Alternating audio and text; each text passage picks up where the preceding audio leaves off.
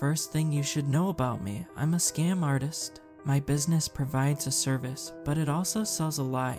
My name is Goodwin. I'm a ghost hunter. It's a general partnership, the business, and its own 3 ways between me and my 2 associates, operating out of a seedy head office worth half the amount we rent it for each year. We're known collectively as the Spook Stalkers. Someone sees their dead mother wandering around the cellar, we're there. A couple describes a mystery man stalking the hallway of their condo. He's wearing a frock coat and wide-brimmed top hat, and they're sure he's from a different plane of existence. We're there. Reports of an army master sergeant roaming the grounds of a World War II graveyard, dancing around headstones, lollygagging. Also, he's been dead for 50 years. We're there. We're always there, to perpetuate the lie. Yes, the sounds you hear at night are of supernatural origin, and the fact that your house was built over a medieval burial ground definitely has something to do with that. We explain. A guy says to me, the previous owner said this place is haunted, and now I'm seeing things. So I tell him, the previous owner was correct. This case is a perfect demonstration of the psychological process of suggestion. Another guy says to me, I hear noises at night, whistling and the like. So I tell him, definitely a specter. His air conditioning filter is clogged, but it continues to draw in the airflow where it can, hence the whistling. Even another guy says to me, I saw something at night. So I tell him, it's a ghost. It's actually toxic mold. Case after case, I bite my tongue and say, the things you're seeing are real, because if they aren't, I have nothing to sell them. That's my crime, telling others the dead walk among the living, selling so much fiction that I might as well be a novelist. But these kinds of crimes don't go unpunished. And never has that been more clear to me than now. I make a living telling lies. Now is my turn to tell the truth. It began with Greta Keaton, mid-70s, widow, bridge player. She reached out to us via our website, explaining how her dead husband wasn't really dead. I see him here, I see him there, and I know it's him. It must be. Her message said, nothing remarkable, just more of the same. Dead spouse, dead parent, dead army sergeant. Everything blurred together in time. We wrote back to accept the assignment before negotiating price. A deal was reached, and not 3 days after we made contact, I was outside her Craftsman home and shaking her hand. She was short and stout but kind and resilient. Her dyed red hair stood out amongst the house's gray exterior, and from behind her cat-eyed glasses, she looked at me as if I were a grandchild. Nice to meet you, Mr. Goodwin. The very same, I responded. Moments later, she ushered me inside, and our conversation quickly devolved into the topic of her dead husband. Oh yeah, footsteps. Lots and lots of footsteps, she said as we explored her house's ground floor, mostly at night, and during the day. I asked, oh yeah, lots and lots of footsteps, she declared. A few more steps over the Berber carpet brought us to the vinyl flooring of the kitchen. I'll see him in here sometimes, she told me. Or at least I think I do. Mostly it's just a feeling. Harold's presence never seems to wear off. The basement wasn't much to look at. It was unfinished with bare concrete flooring, exposed support columns, and asbestos on the piping. At the right angle, it did look haunted. For its age, the house, in its entirety, was fairly exceptional. My Harold was quite the handyman.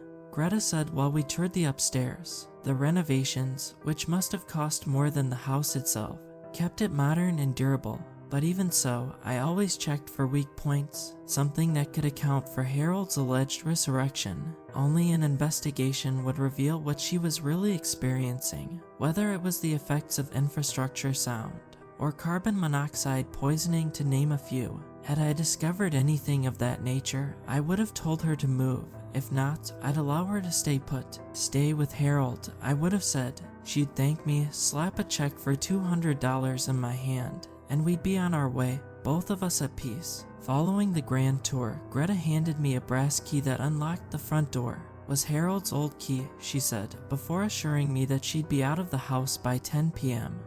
and return no later than 6:30 a.m. It's a deal, I said, and that was the last time I ever spoke to her. Prior to the investigation, around 7:30, I met a friend of mine for dinner, one of the general partners of the Spook Stalkers. I knew him very well.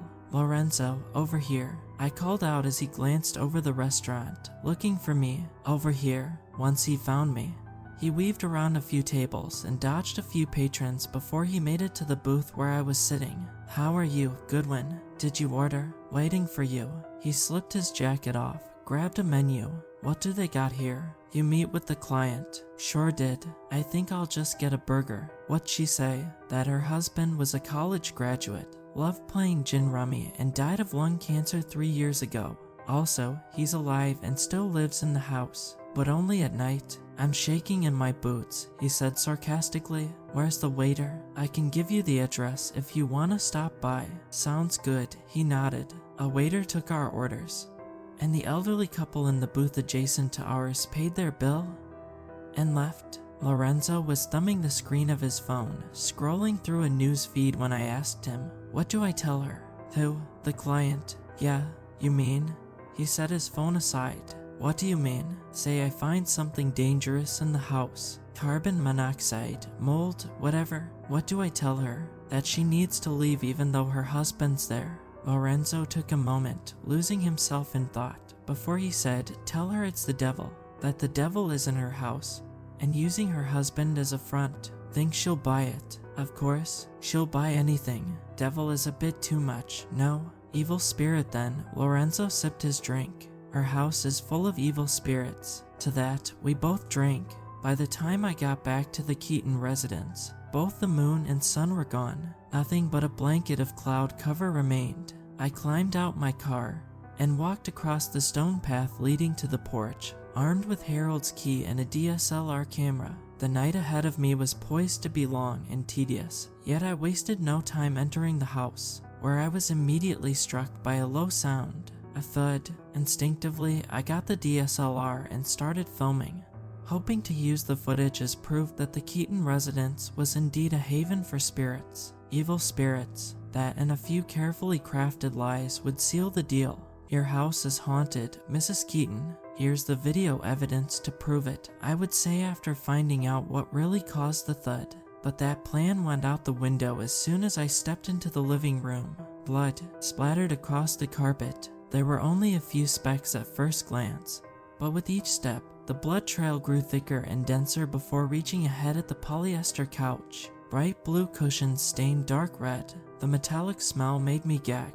I spun around, aiming the camera ahead, my head swimming. That's when I heard it again. Another thud, then a voice. It was hushed, almost a mumble. What it said I couldn't discern, but it was clearly said in a state of panic, and if not for the blood, I wouldn't have felt such sheer terror. Nevertheless, I continued onward, the wood floors rasping under my boots, and the moment I entered the hallway, I froze right where I stood. 3 men, one tall, one short, the final one somewhere in between, all 3 of them standing 10 feet away, 6 glaring, unflinching eyes, going as wide as they could at the sight of me, and at their feet, a dead body bundled up in garbage bags. Then me, staring dumbly at them, the DSLR aimed in their direction.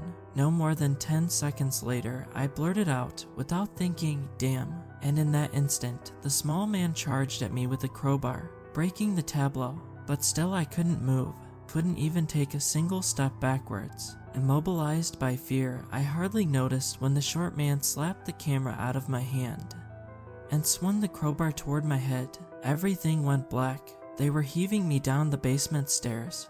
When I awoke, by the grace of God, none of them noticed. The short one had me by the feet, while the tall one carried me by my torso, his arms hooked under mine. They took careful, gradual steps to the bottom, where they set me down beside the garbage-bagged body. Never once did I twitch, draw breath, or give them any reason to think they didn't kill me. "Come on, I'm not staying here another minute," the short one snarled. "Agreed," the tall one said as they climbed the stairs together. When they fell out of earshot and slammed the basement door shut, I sucked in the stale air and rolled onto my side. I felt the gash in my head, my fingernails scraping up skin and blood. Then I looked over at the dead body next to me. Even though I knew what I'd find underneath, I stretched the polyethylene until it tore to reveal the bloodied face of Greta Keaton, her final expression of terror frozen in place like the rest of her.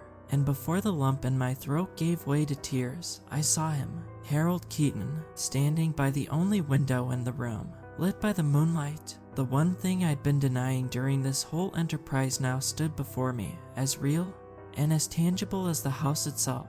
My jaw went slack. My heart skipped a beat. He never spoke, only gestured. I rose up to my feet, regaining my balance as he trained a finger at me. It took a moment for me to figure out what he was pointing at, the toolbox behind me. Harold the handyman's toolbox. I hurried over to it, flipping it open to reveal a stockpile of wrenches and screwdrivers within. My head was starting to pulse, and I could still hear the 3 burglars rustling around upstairs. I took the least worn screwdriver, its tip slotted and sharp, then hopped up the stairs 2 steps at a time. It was locked, the basement door. From what I could tell, it was bolted shut. Forged iron perhaps. I wasn't getting out of there without breaking it down. And hearing the 3 burglars scamper around, I stayed put lest they discovered I was still alive. Even with an ear pressed to the door, their voices remained faint and low.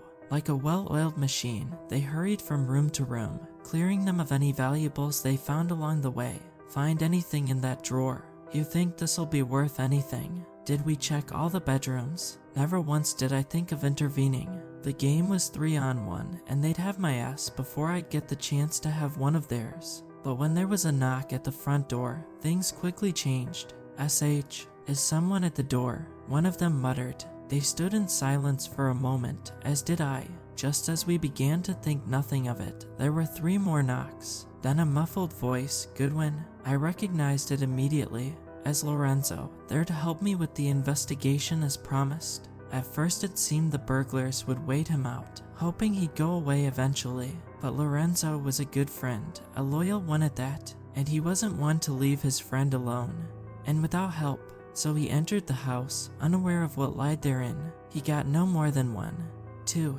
3 steps before the floor creaked and the burglars jumped him. In the ensuing grapple, they upended furniture, knocked over lamps, slammed into the walls. Lorenzo wouldn't go down without fighting, so I did what any good friend like him would do.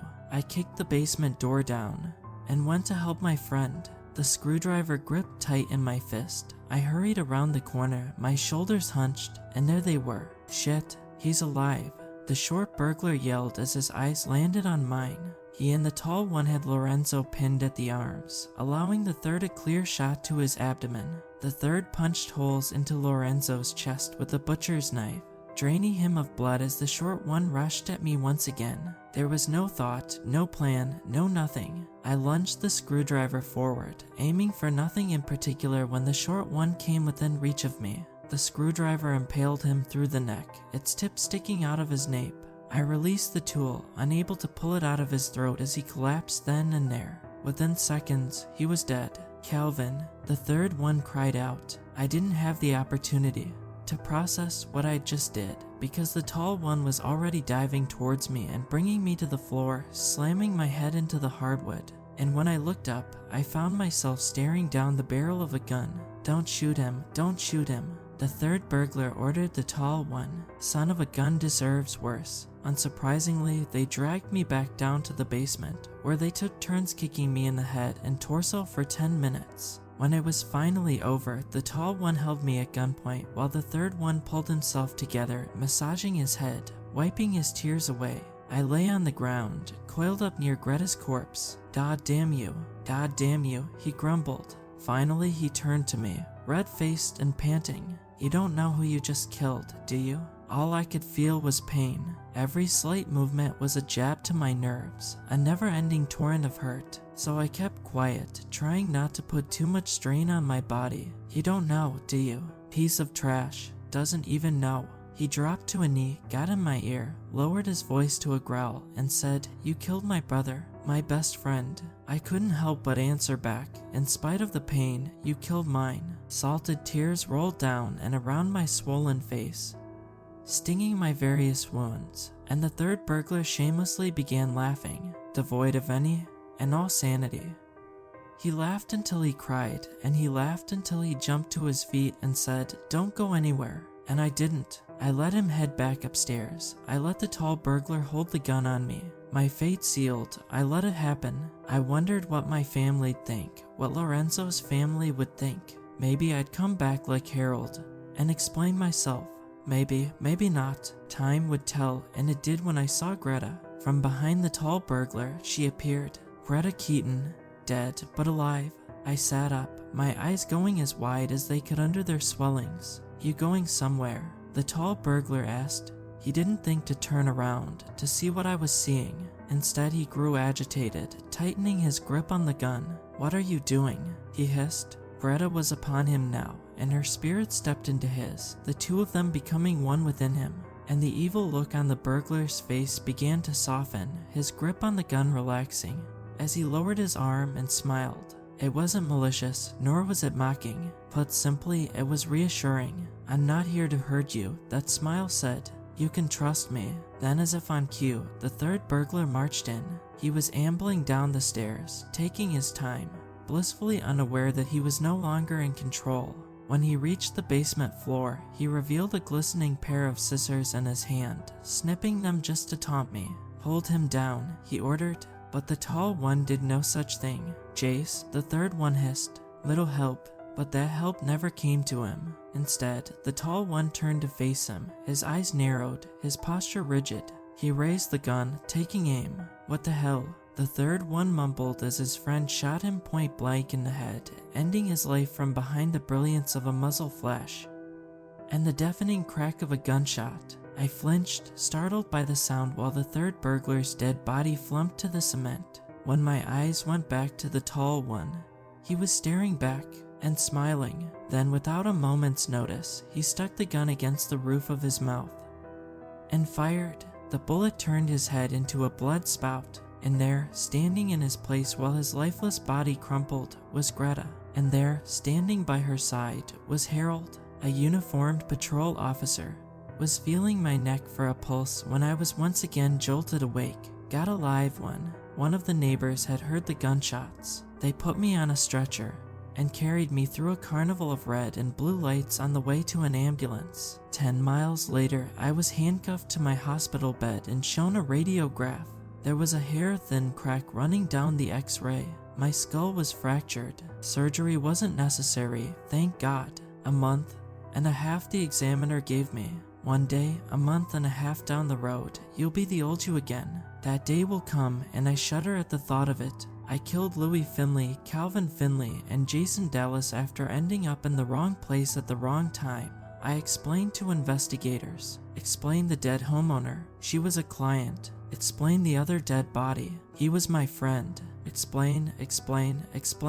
My saving grace was the DSLR footage I had captured earlier in the night. The 3 burglars, all 3 deer in the headlights, caught red-handed disposing of Greta Keaton's corpse. The case against me promptly went downhill before the district attorney finally dropped it all together. In 3 months, when the lease term is up, spook stalkers will be dead and gone like the Keatons. Because it cannot function without the lie. And knowing what I know, knowing that the lie is in fact the truth, I cannot bear it anymore. Maybe ghosts aren't meant to be hunted. Maybe I'm not meant to hunt them. Either way, I'm a fraud, a liar, a scam artist, and I can't be trusted with the truth. The night after I was hospitalized, the senior detective assigned to my case was asking for my side of the story. In your professional opinion, was the house haunted? She asked with a snide grin. Maybe, maybe not. Well, did you find any ghosts? I replied, there's no such thing as ghosts.